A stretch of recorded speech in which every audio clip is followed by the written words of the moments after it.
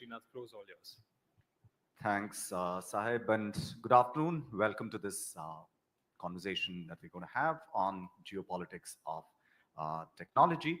Now, I think it's fair to say that technology and geopolitics, as two ideas, were pretty much joined in the hip. I mean, if you go back to the origins of thinking about the world in geopolitical terms, to the turn of the 20th century, the entire idea of thinking of politics operating at the global scale was because of technological development around that time, right? So technology and geopolitics run pretty much through together. But at the same time, technology also brings the globe together in other ways that we understand as globalization, right? So on the one hand, technology sort of connects, it flattens out the globe, as we say, but it also creates differentials in terms of power, capability, which then drives competition. So technology is central both to globalization and to geopolitics, to competition and to cooperation. And I think it's also fair to say that competition and cooperation are not kind of mutually exclusive categories here. If you want to compete with someone, you have to cooperate with others. So those are the kinds of broad themes that we really want to explore. Over the last 8 to 10 years, the geopolitics of technology has become a lot more competitive, partly because of the advent and upsurge of new technologies. We've already spoken this morning about things like AI, semiconductors, quantum computing, cybersecurity, and so on. We also know that there are very distinct regulatory sort of systems and environments coming into place in different geographies to help develop and manage the state of affairs. We've spoken about the sort of role of the state and society and what the balance between these things is in terms of thinking. So for this particular session, what we really want to sort of focus on are questions around how countries in the current geopolitical sort of situation are balancing out technological competition with other policies, particularly around trade, which are essential to build resilience, particularly in supply chains and so on. This is not just a story of the states. We also want to understand how multinational corporations are navigating geopolitical tensions and a fragmented regulatory scheme. In a nutshell, I think what we want to understand really are what are the opportunities as much as vulnerabilities for critical tech in such a time of geopolitical flux. Sambhavna, which is the title of both this panel, but also of this edition of the GTS, is about possibilities. But etymologically in Sanskrit, Sambhavna also means coming together, particularly in terms of a meeting of minds. So what we're hoping really is to pick some of the wonderful minds we have around this panel to try and develop some perspective on what really are the opportunities in this landscape. So thank you so much for joining us here today. Tarun, if I may, can I begin with you to give us a sense of one of the sort of main axes of the geopolitics of technology has been the US-China competition. You were very sort of centrally located in the Biden administration, had a ringside view of many of these developments, shaped many of the policies and so on. I just want to get a sense from you on when you look a little backwards, how do you see what was accomplished in that time? And going forward, where do you think the trend lines are pointing in this landscape of geopolitics of technology? Thank you very much, Srinath. So I think there are a few trends that are likely to be enduring that characterize not just US-China competition in technology, but really the broader global dynamic that implicates all of us. The first I would note has to do with cybersecurity. So I think we tried to make public as much as possible some of the growing risks that we saw coming from China in cyberspace, particularly when it came to threats to our critical infrastructure and those of our friends around the world. And I think we've talked a lot about generally classes of infrastructure that we have thought about. If you think about your water and electricity and so on. But an area that we focused on that has not been, I think, focused on enough is the broader world of the Internet of Things, which could become a broader vector for cybersecurity risks. So if you think about, connected vehicles, whether they're electric or not, or you think about cloud services, or you think about industrial robotics, if this world of IoT is getting daily software updates from untrusted vendors, that really introduced profound risks for all of us. And I think we have begun to get our heads around that, but we really need to come together and work on not just standards, because standards alone don't solve a problem with a trusted vendor, but really figure out ways in which we open up our markets to one another, um, and create a trusted zone.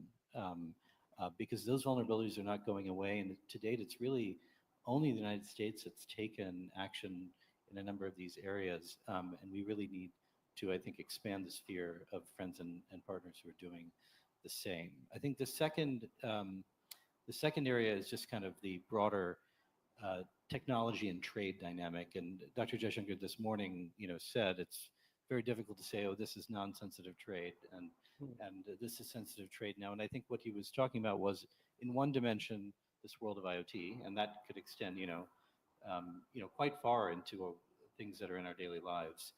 But he's also talking about the question, I think, of overcapacity, and that gets to not just questions about how many vehicles are coming in and so on, but it goes to the core of our national competitiveness as nations, right? To what degree can we sustain critical industries of the future with overcapacity coming online? And this is an issue that's been of concern not just for the United States, but many developing countries as well, that also have ambitions to play in high technology and be advanced manufacturers as well.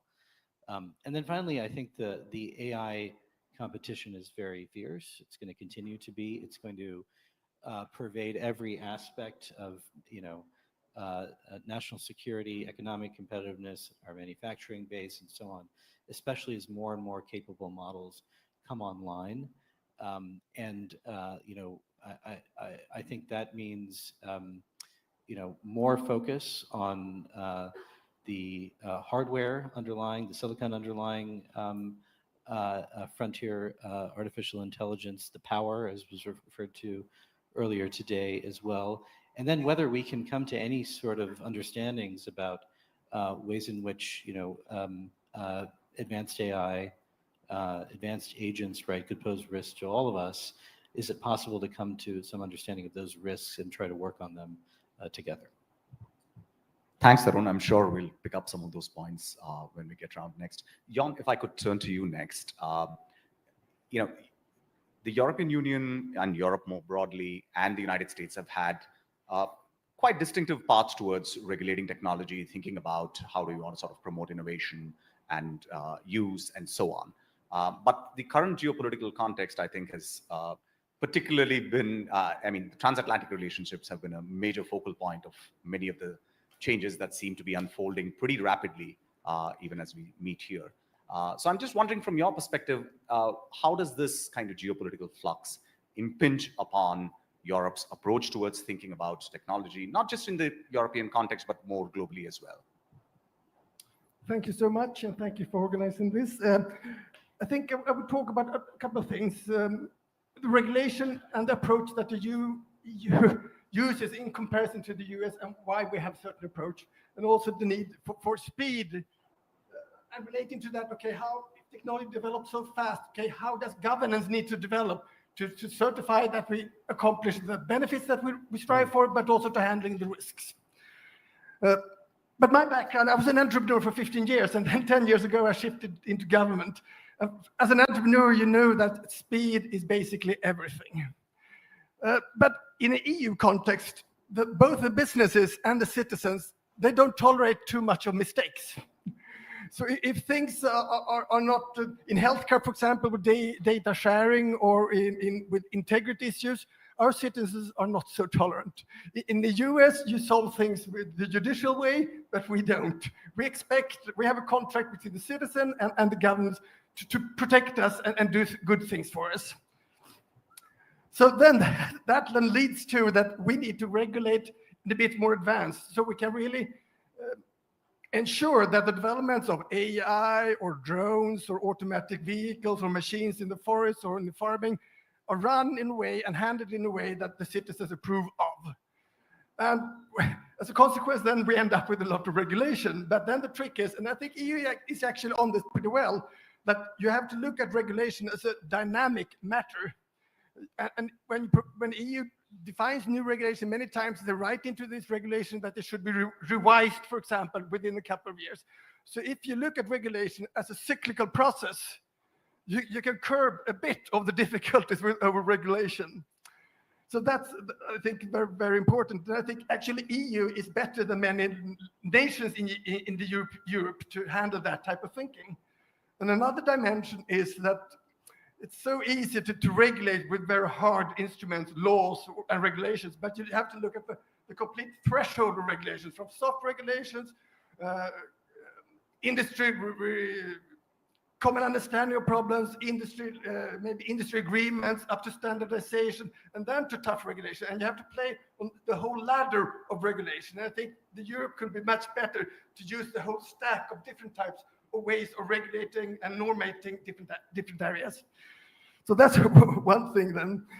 But now when I talk to entrepreneurs and also companies and also the public sector healthcare providers, they actually see that they want to use tech in a very, very rapid manner.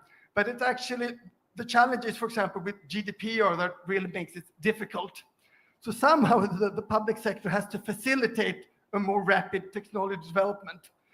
And how do we do that then? If you look up now, ramping up the EU defense production, for example, the companies are ready there, they have the finances, they have the customers, but to build all these new things requires a lot of permitting.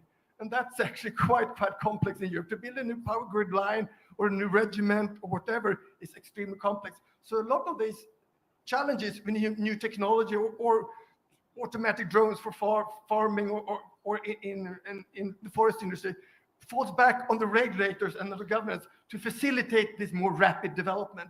So it actually goes to the politicians and the civil servant to enable a safe and rapid deployment of new technology. And that's the European approach, and that's what we're striving for. It will not be an easy path, but that's the approach we have to deploy.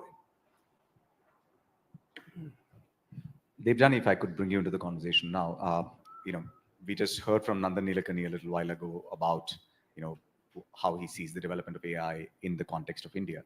But I'm just wondering from your vantage point, what really is the AI opportunity for India in this kind of a landscape, which is clearly both unpredictable, fragmented, but also perhaps throws up various kinds of opportunities. Thanks, Sriram. I think if you ask all five of us to summarize what we think is the current situation, the global situation in AI, I think you'll get five very different answers. And I think we're at that stage where there's very little, frankly, understanding and agreement in terms of what is really happening and where this is going to go. The things that we do know is the pace of evolution is something we have never experienced before, the pace at which things are changing. What we do know is that the rules of competition are completely being rewritten. And they're pretty much being rewritten, every time China comes up with a new model or someone comes up with something else, we all go back to the playbook to say, oh my God, how did this happen? What changed? So I still believe we're in very early days. And the competition and how this will play out and the rules especially are going to change pretty drastically over the next maybe few years. So I think this is the perfect time, rather than, of course, you have to worry about today and what's happening today. But this is the perfect time to get into the art of possibility thinking and figure out where do you want to be tomorrow and how do you shape that future. And that's my day job at Niti Aayog, which is the Frontier Tech Hub. That's what we do. And as we look at the AI opportunities, the lens I'm applying to it is, what should this mean for us in the next 10 years? Where should India be in the next 10 years in order to not just count, but shape the trajectory of AI, both from an innovation perspective as well as from an application perspective? And we've been thinking through this for the last few months, many months. And there are three things that I think is a must do for India to fully leverage the AI opportunity. First, we have to pick very strategic sectors and think of it from a supply chain perspective. Where do we want to disrupt? Where do we want to get more control? And we have to figure out how do we disrupt the rules of competition through R&D, R&D, and R&D. Really have to double down on R&D. And if I have to pick 3 areas that India should prioritize in under this, the first one would be what I call life tech. This is AI, biology, sensors sort of coming together. And I think this is going to completely revolutionize the way we think of healthcare, the way we think of agriculture, environment, etc. There's going to be I think it's going to be a way bigger opportunity than what we even know of AI by now. The second area would be advanced materials. All the news coming out of China pretty much daily and how they're disrupting, changing the lane as they call it in semicon, et cetera, et cetera. This is going to be critical for us, especially India's dependence on manufacturing sector and the need to grow that sector. Semicon. Catching up is going to be a very difficult strategy. But disruption, I think, is going to be the way to go forward in areas like semicon. And the way to disrupt is, I think one of the ways to disrupt is going to be metamaterials, to figure out what's next, right? And India has to invest in this.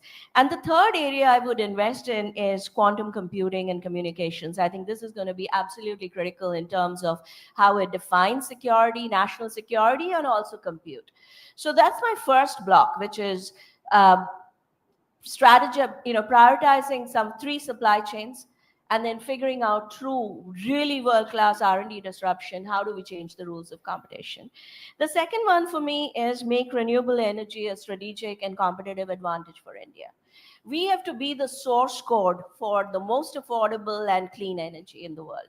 And how do we get there? And what do we have to do today? What do we have to invest in to ensure that we get there in the next 10 years? China is ahead of us. So again, we have to think of a disruptive strategy. But if there is one thing that will challenge the efficiency of controls, export controls, I think who has the energy and who controls the energy supply chain is going to be one of the key things that will challenge that.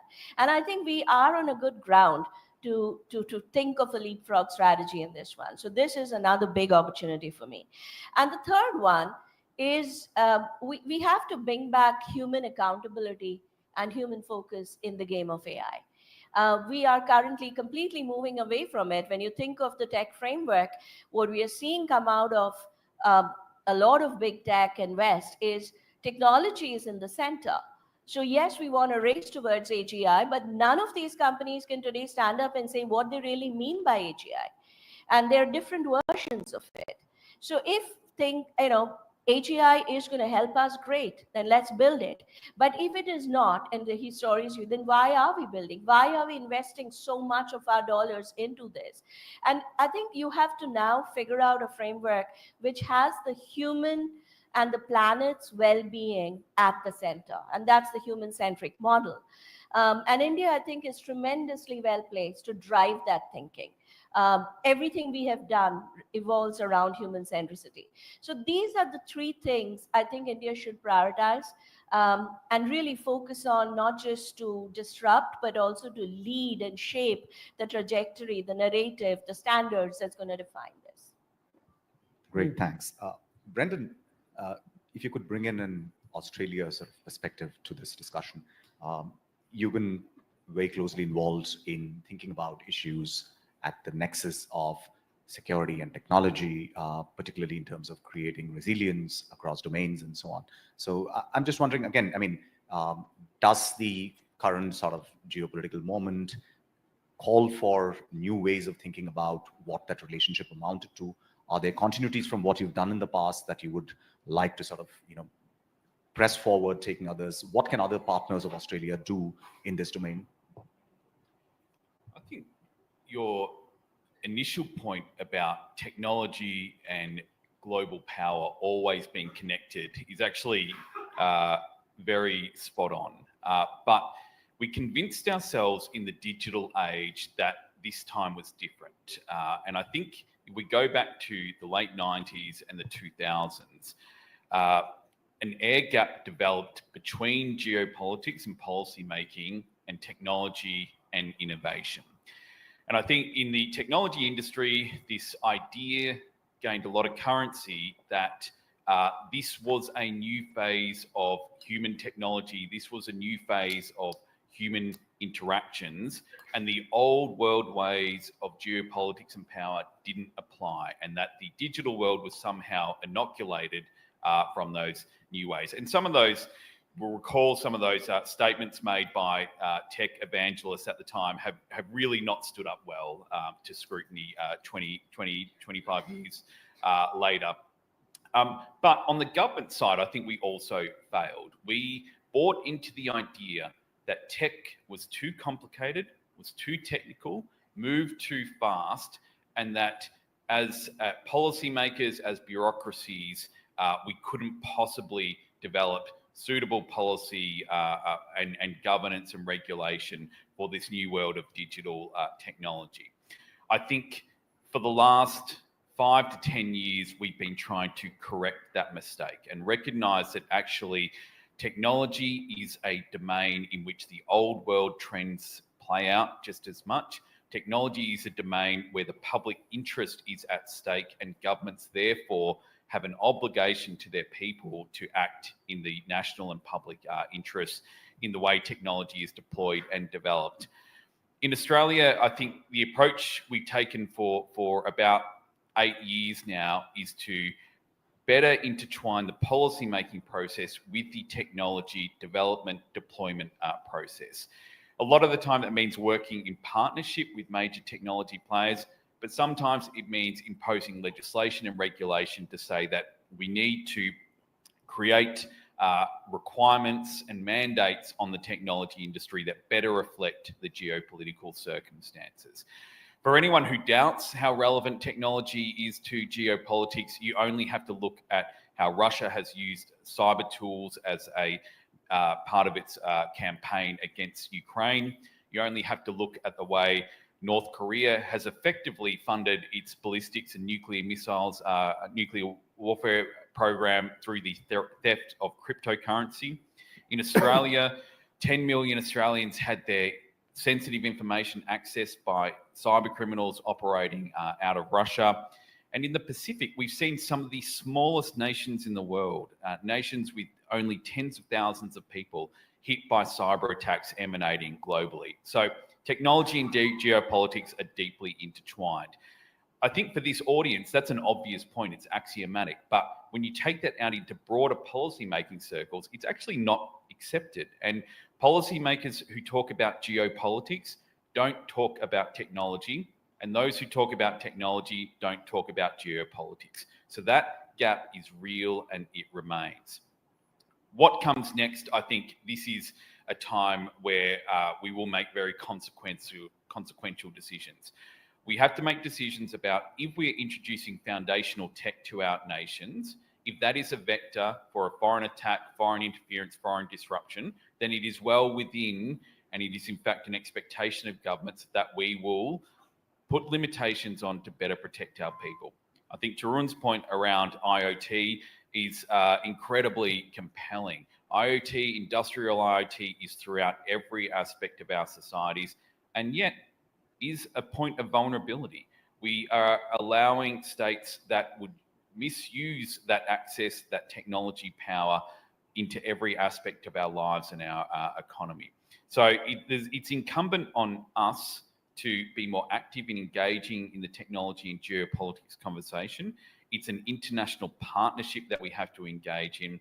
Australia has not only invested in building up our national resilience, but we've made it one of our major foreign policy priorities to build the stability and security of the region on a foundation of secure, trusted technology.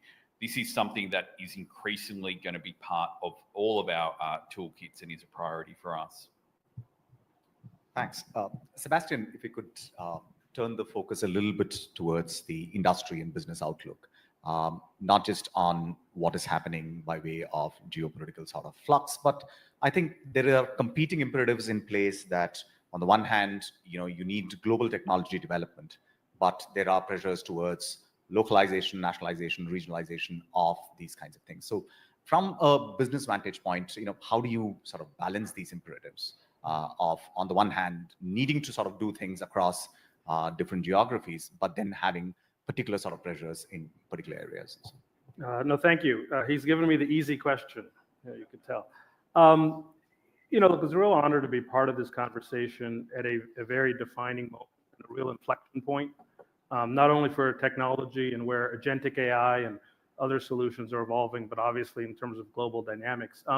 I think I'd start answering your question, though, to share a little bit the vantage point, right? Sort of that, I come at this, that we come at this. I help lead Salesforce as president and chief legal officer. We're a global technology platform that serves, across sectors, across countries, across governments, and the like. And this includes our agentic AI platform, Agentforce, that is really kind of driving, across a whole set of different, cases and contexts, really the vision of humans and digital labor, right? Humans with agents and AI coming together to try to drive and define different sets of stakeholder, success, closing capacity gaps, transforming, enterprises and outcomes, and the like. And so with that, geopolitics, right, is not theoretical, right? It's a reality that all of our customers are grappling with, every day. And we often kind of operate as trusted advisors to these different industries, and governments and contexts. With that, I would note this is both energizing and very hard work, right? And sort of why, right? Well, anyone sort of here listening, today, whether you're in the room, right, sort of, or, globally on the live stream, what is it that every country wants, right? Every country wants resilience, right, and success, right, for their peoples. Every company, right, wants to innovate responsibly and transform, right, effectively and fundamentally. And what does every citizen want? Every citizen wants to know that they will not be left behind. I think I'm encouraged, actually around some of these issues right now, because these conversations, right, are now happening across borders, across sectors. And the fundamental opportunity will remain that if we put trust, inclusion, and impact at the center of how and where we not just deploy technology, but define the future around AI, and impact, we can do something really remarkable working together, whether that's private and public sector collaboration, whether it's industries, right, sort of working across to sort of serve the needs of their constituents and their stakeholders, and governments doing the same. And what is it that's going to be remarkable? Well, you will be deploying technology, not sort of like AI for AI's sake, but to drive the real outcomes that make a difference, so that you have technology that's not just powerful, but principled. And so how do you navigate this sort of new kind of evolving environment? It actually comes down to the fundamentals, right? Which is, for Salesforce, we have our 5 core values that drive how we think about this: trust, customer success, innovation, equality, and sustainability. And when we work with governments, customers, and sort of other contexts across this, it's, well, how do we help each other succeed? How do we help customers succeed? How do we promote interoperability, right? How do we, yes, have a global vision, global platform, global priorities, but also really respect regional and local, differences, and needs? Because whether it's, having cross-border, right, data flows, whether it's figuring out, that the reality is, look, everyone wants to be self-reliant, but to be really successful, we all know you can't be isolated. And to solve the problems that are before us, and also seize what's been noted, this intersection, right, of national competitiveness, right, of public trust, of global opportunity and risks, it's all intersecting, and it's either aligning or colliding, right? And technology plays a fundamental role in this, but the policies and standards that we choose to implement, or that we refrain from implementing because we want to have the right common sense context that drive responsible innovation, but actually drive with that bias for responsible action comment that you heard earlier, I think that really has to be the imperative. And we need to move forward on this, yes, with speed, yes, with scale, but really in trust. Anthony, if I could sort of focus the same question a little bit more on the AI side of things, and talk a little bit about how the AI economy is evolving across geographies. I'm particularly interested to understand from your vantage point, what do you see as the sort of principal opportunities for collaboration in an environment like this? Yeah, it's firstly, it's wonderful to be here. I think this is a really important moment, as has been said. And I think the AI moment in particular, I think is incredibly important because in some senses, the gap that Brendan was referring to that opened up in relation to, I think, policymaking and technology has been really found probably its highest focus in AI, partly because the development of AI has largely sat, unlike a lot of other technologies, primarily with the private sector. And as a consequence, the sort of some of the ethos that I think pervaded some technology companies in the the earlier 2000s related to we should self-regulate has come into this focus where actually governments recognize that if the technology is going to be innovated in the most ways that meet some of the requirements that we've heard across the panel about doing so in ways that will respect security interests, they will respect domestic interests from whether they're like in the European Union that are sort of starting from a values-based protection perspective. Those are things where I think the dialogue has moved, and so companies are now having to realize in order to build the very trust that Sebastian was talking about, the notion that you can simply say, leave us and we'll do what we want to do and we can proceed without the interaction and engagement with government is just not acceptable. And so then I think you see that conversation evolving very differently in different places around the world. In some places, and the EU has been at the forefront of this in the sense of the AI Act there, remembering that the AI Act really originated before the generative AI moment in a sense. And so the Europeans were progressing down a path of setting out the framework for engagement and, a dialogue with industry very much about that. But as the AI moment came, the recognition that there was a safety first approach in Turkey, looking at sort of a risk categorization of AI and how we would start to engage in doing that. And I think one of the things that's been very interesting in the regulation as it's come out is some of the focus on codes of conduct that are then being developed, in much closer relationship with industry to inform, both so that industry understands what's coming, as well as informing the way in which the regulation is going to unfold. And so I do think as you look around the world, the way in which that sort of dynamic between the government and players in the IT industry are forming is evolving in different ways. I think if you look in Asia, there is a sort of predominant innovation first step being taken, but very much I think informed, and India is a great example, and some of the organizations that have been on stage already, where that dialogue between public and private to inform the decision making and to inform the way that regulation is going to be pushed forward to identify where there are public interests that the technology should be focused on, I think are going to be very important. The final thing that I would probably say is as you then think about, from our perspective, and you look at this, the geopolitical intersection, if you like, with technology, one of the things that's very important to Microsoft, in fact, it's part of our mission, is how do you empower organizations? And I do think that, one of the things that we think about very much is as you look at the technology layers, and particularly in AI, you look at both what the foundation levels are, you look at the building of models, you look at then the application layer is how do you make sure that you're building partnerships across all of those levels? Because ultimately politics is always local. And so you have to work out the ways in which you can engage with local partners across the different levels of the IT infrastructure. And, one of the things that we've thought a lot about is how do you make sure that, open source thrives on our platform? How do you make sure that we have models so that people can go to market and they can choose the way that they are able to do that without constraining them to a particular marketplace definition?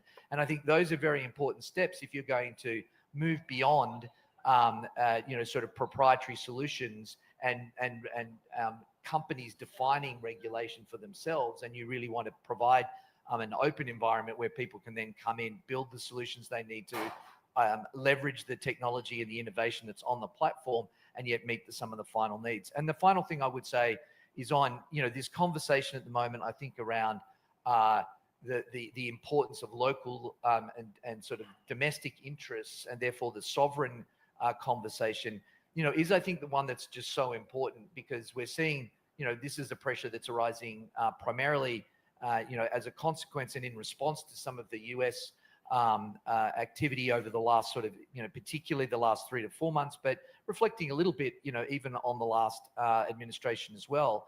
And I think one of the things that's very important in that dialogue is, how are there going to be partnerships between local players and global providers in order to build the sort of the trust that we're talking about, to make sure that the benefits that everybody sees from the technology are not going to be stamped out by a move to sort of pure isolationism in the way that technology operates, which I don't think we'll see the full fruition of what it offers. Tarun, if I could pick you up on exactly this point, right? I mean, my understanding is that one of the things that you were very focused on while in office was, how do you build partnerships in order to sort of create resilience around critical technology and so on. But does the current turn, towards kind of more widespread tariffs, a sense that partners have to prove their worth, etc., create new kinds of challenges for how this, business of ensuring resilience of critical supplies, etc., is going to be done? So you're right about our approach. Our approach was to deepen partnerships with countries like India, with Japan and Korea, the European Union, Vietnam, and other partners. And part of that is a recognition that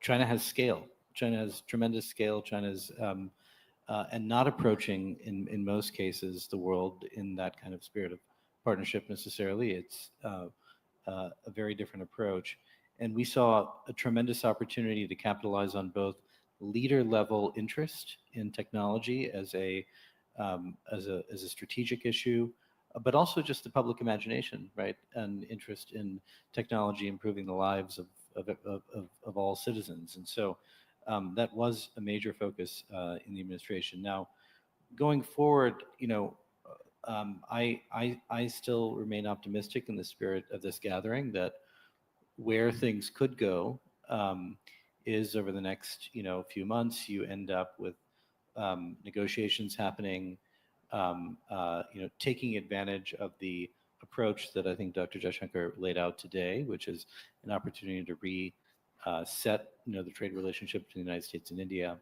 And then at the end of it, we can continue to deepen some of these partnerships as the administration has laid out the intention of doing with trust as a U.S.-India initiative. And that we just continue to recognize the systemic challenge that China continues to pose. And we already see that now with the relative tariff rates. And we also see that in the way that China is responding, right, which is, I think, kind of further trying to,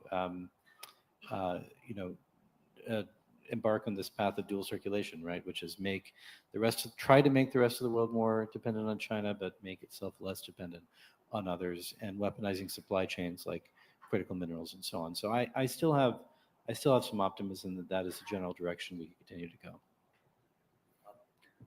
Debjani, on the China sort of point, you pointed out that China is well ahead of India in the renewable sort of energy technology space. Now, my understanding is that China is not just ahead of India, but ahead of practically the rest of the world, and then by a very considerable distance in certain kind of areas of this thing. Now, there is clearly a global imperative in the context of climate change for wanting a quick kind of transition towards alternatives as part of an energy mix and so on. Given that imperative, how easy or difficult is it going to be to resist what China has to offer, especially at the scale at which things seem to be offering? So when you say that India wants to leapfrog, I mean, what time scale are we really conceiving that we can make such a move before, because the rest of the world needs to do some of that stuff. And if the Chinese are going to make that available, and as Tarun says, they're happy to sort of have this kind of dual circulation model where you increase dependency in certain ways in order to benefit your own domestic, suppliers and so on. What really is the time frame within which India needs to act, and how are we going to get our act together? Two good things, right? One, the demand for energy is never going to stop. It's going to continue to grow. So, you haven't missed the bus if you sort of don't, if you need to take a few years to get your strategy and playbook right? Because the demand for energy is just going to grow and grow and grow. So, and the other good thing is this is an infinite game that we are playing. The tech game is there are no goalposts. There's no finishing line. So for me, it's not so important in terms of where you are in the race right now. What is much more important is what are you doing to get ahead, right? The at least the work that we are doing to futurecast India and where it needs to be, we're taking a 10-year horizon, because the kind of foundational changes that is required to do a lot of things is not going to happen in a year or 2 years. There are three ways to look at it. There's enough incremental changes you can make on the what exists today, the current base, the current strengths, to get some advantage. And then comes the breakthroughs, right? And in breakthroughs, there's we are categorizing it in what are the breakthroughs we must get in the next 5 years, what are the breakthroughs you must get in the next 10 years. So I think that's how you have to really look at this game. I think fundamentally, Shriram, it ultimately comes down to what will it take us and how long will it take us to make India a world-class research and development hub. Ultimately, no matter how you cut it, no matter which layers you peel, it'll come back to R&D. And I think that was the deep seek realization for the world, right? It wasn't about, I don't believe the amount that was called out, but still, I think what was clear is this is not about deep pockets. This is not about legacy.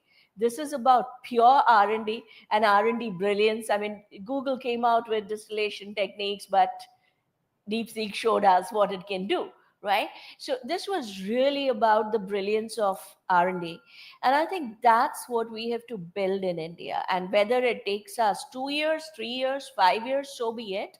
But we have to build it really well, because once you have that foundation, then the opportunities are pretty much endless. And again, as I said, the timing is not that important. Everything we have today is just going to grow, and it's going to grow more complex. Yeah. And my impression is that the government is already trying to catalyze investment in R&D through various kinds of schemes. I mean, they've put a huge outlay, unprecedented, right? That's what I said. Break down the framework, right? There's one, which is what do we have today and how do we put it to work in the most efficient way? And that's where ministries like departments like DST, etc., are doing a fabulous job. ANRF coming out with these initiatives. That's what will strengthen the base today. But I think it's also important to figure out what are the breakthroughs that are needed, which may take a little bit more time, but we have time and we have to figure out what are those, right? But if I may, I just want to add to the point about partnerships on AI, and you talked about, and Tarun, you talked about. One of the big things that came out of US just before the administration change was the AI Diffusion Act, right? And I don't know if you'll call it about partnerships, but even if it is pretty much breaking down partners by trust, right? In terms of who you trust and how much, and therefore. And I think these are things which we have to do immediately. Like, we are the only Quad country in Tier 2. Why? And I think the administration change opens the door to go back and renegotiate some of these to figure out what is needed to create a win-win situation, right?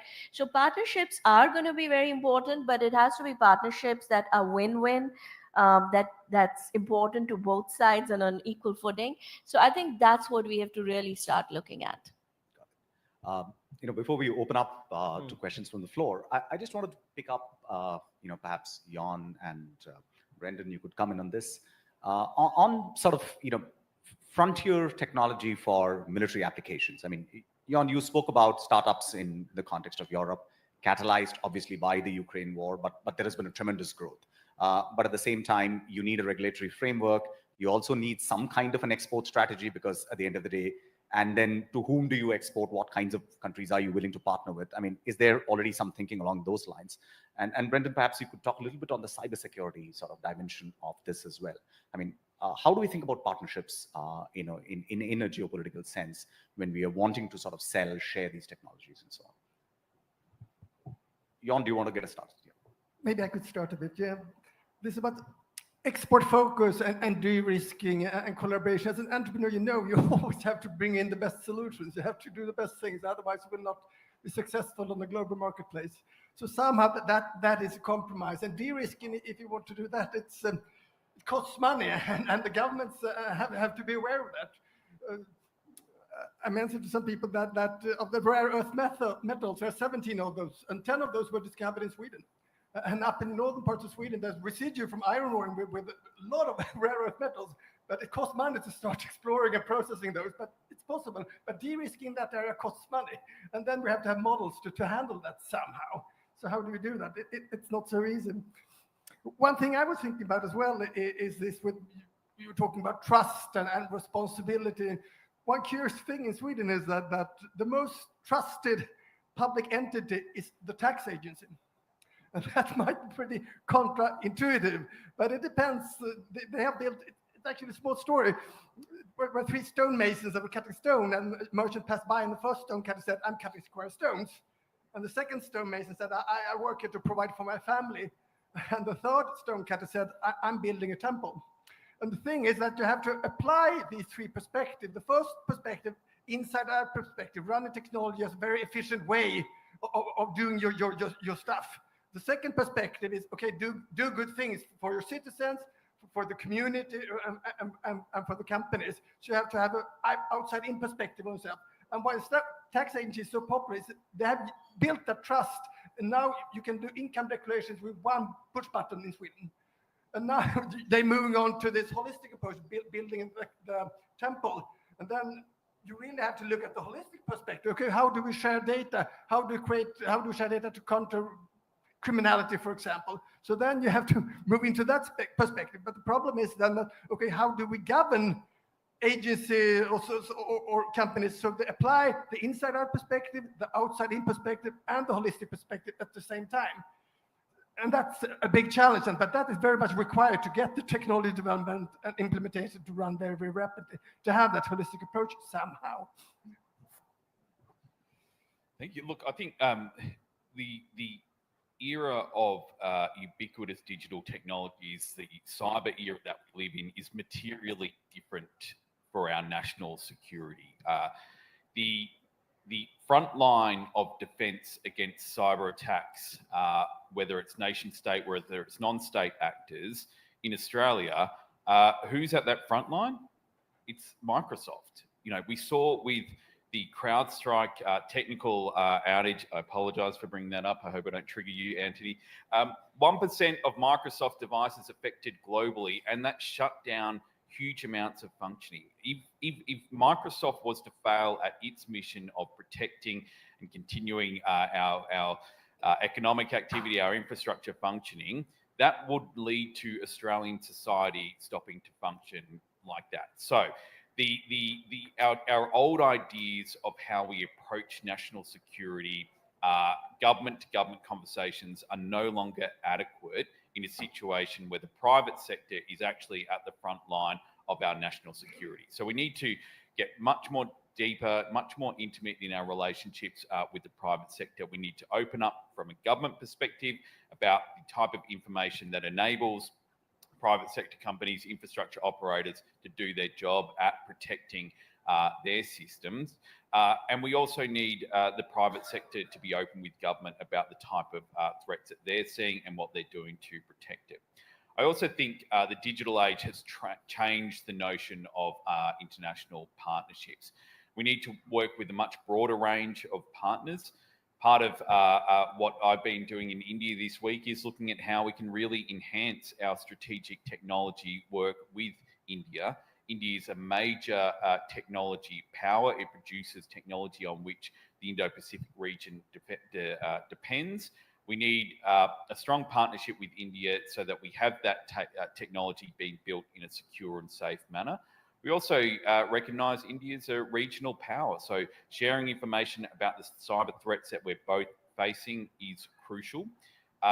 And we need, as a global community, a broader global community, not just the EU, not just the Five Eyes, to stand up and say what is acceptable in cyberspace, that attacks on civilian critical infrastructure are not acceptable, and that we stand up as a global community to say there are rules, international law applies in cyberspace, and we need to hold those rules firm. So for me, the partnerships, the private sector approach needs to be substantially different to previous eras. If I may quickly just on this point, look, so I think if we're sort of speaking frankly and taking a global view, countries around the world still have varying views on what is the role of the private sector. What is the role of business? What's the role of capitalism? We can kind of go on and on around it. I think though fundamentally going forward, business needs to increasingly just embrace that business needs to find a way at scale to earn the trust of, right, all these different countries, right, all these different sort of citizenries, and really figure out how to do that, partnering with the right, set of governments, and demonstrate that the purpose of business is to solve problems, right? Problems of people, problems of planet, problems of other businesses, problems of countries. And that has to be part of the solution so that you have, right, trust first, enterprise grade, enterprise ready, systems that are both going to deliver the security, right, and safety that's needed, but also fundamentally drive the innovation that is fundamental to solving all of the problems that have existed for a very, very long time. These things have to come together if you want to close all these different set of digital divides. And the digital divides of the future will not just be about access, but as was noted, it's going to be about trust. Okay, I think we can take a couple of questions from the floor. I think we had a question right here in the front. Sorry, can you get the mic here? Okay, to that gentleman, and then here. Thank you. We'll take two questions at a time, and then. Yeah, question to Debjani about making India an R&D hub. When I did my PhD around 5 years back, you can correct me if I'm wrong, most of the PhDs with Indian universities are on esoteric subjects, public policy, history, international relations. We don't have an MTech in metallurgy, semiconductor design. How is it the update on this? How is it going to change? So maybe we will have our own engine which can drive a fighter aircraft. We don't have one. Which can drive a ship. We don't have one. Which can drive a battlefield tank. We don't have one. So what is the update on this, please? As Professor of History and International Relations, I'm very interested to see what you have to say. Sorry, can we just get the mic here, please? We have one more question, and then the lady in the front, please. Yeah. And then we can maybe take one more question and then answer all three. My name is Heli-Dirma Klaar, and I am a cyber expert from Estonia. So one of the topics that was not really discussed at this panel is resource called talent. In Europe, many countries haven't digitalized properly because they also lack the talent, and we are short of 500,000 to 1 million IT cyber experts in Europe, and probably the number is even bigger in other tech areas. So we know that India doesn't have that problem, and therefore India probably will be the global winner in the future because Chinese population will decrease over the years as there are those statistics. So I'm just wondering, probably it doesn't concern the Microsoft or large companies in this world because you will always find the talent. But I think when we are talking about especially maybe European-India cooperation and the talent and mobility that was discussed in the morning is an interesting topic for us in Europe, and also how the current US immigration policy might affect the US competitiveness in this field in long run is a question. And my question to Indian participants here is that what is Indian government doing in order to grow the talent and in order to make sure that all these universities exist in all parts of in India and you will have the STEMs prioritized here. So, okay, thank you. Thank you. I think we can take one last question from the gentleman there and then. Thank you. My question really is about the geopolitics. If today geopolitics actually is characterized by deepening distrust, and technology actually is seen both as an instrument of strategic power and of commercial power, how do we expect, the entire panel, the trajectory of technology is going to grow? I mean, the best example was given by Ms. Ghosh. about the Biden administration's policy, where India is in tier 2 and Canada actually is in tier 1. So seeing the volatility of the relations, what kind of trajectory we're expecting? Forget about the global governance, regulations, so on, so forth, the trajectory of the growth of technology. Thank you. Okay, thanks. So we have all of 30 seconds to answer these questions. So Debjani, I'm going to turn to you for the once. I'll take 1 second for R&D because I think that's a very, very important question. I'll tell you how we are looking at it, and from a Niti Frontier Tech Hub perspective, I think what is needed is not change but transformation of that sector. And when I mean, you know this better than me. When you're thinking of transformation, you have to start with the future vision. You can't transform something seeing what is today and what are the shortcomings. That's the gap analysis you anyway have to do. So the approach we are taking is, and I don't know if you've seen the paper we just released on the learnings from China, because whatever we say, there are some fantastic learnings from China that we need to look at. Accountability and execution, flawless execution are two. But one of the things we are trying to do is figure out what should be India's 10-year R&D vision. What is the goal we want to set for ourselves? And then what are the reforms that are required to make that happen? So that's the approach we're taking. Wish us luck. May the force be with us. We'll see how that goes. But it has to be forward-looking. Can I just one quick point I wanted to add, because I think the R&D approach that's being taken in India is super thoughtful, and I think it's creating this acceleration. I think though that one of the other things to not lose sight of, and that is when you have a technology like a general purpose technology like AI, the economic benefit is going to come in how it can be diffused across the whole of society. And so really remembering that, yes, the R&D to build it here is important, but perhaps where all the economic value is going to come is in how is it distributed, which comes to the talent point and the education point. And it also becomes to where India has a great strength in how is an application level built on top of the platform in order to actually relieve or recognize the economic benefit. Yeah, sure. Tarun, do you want to take the last question, which is about the broad sort of thing, and perhaps talk a little bit about India and the tiering of technology partnerships and so on? Yeah. So just on talent, I think we actually took as many actions as we could take within the limits of our authority to expand access to high skilled talent, actually, and but further action is required by the Congress, and I think the new administration will have to determine whether, and you saw some of these debates kind of appear during the transition about high skilled talent coming to the United States. I think the process on leading to the diffusion rule took a few years off of my life, but I won't share, my personal views on it now as a private citizen, I won't get into, but I think a lot of you could probably guess what they are, about what direction we should go with respect to China and with India. But I will say, I think the most important thing is to understand what the motivation was, which was really to prevent the offshoring of critical training infrastructure to countries that really have unlimited money and energy, and could really foment just the rapid offshoring of across U.S. companies if unchecked. And then second, to address the China problem, both remote access to compute and trafficking in chips. And beyond that, I think we were very keen to make sure that what we put forth would not actually stifle partnerships with key countries as a practical matter. Great. Thank you so much. Thanks for being such a wonderful panel. I think it was a fascinating discussion. Saib, back to you.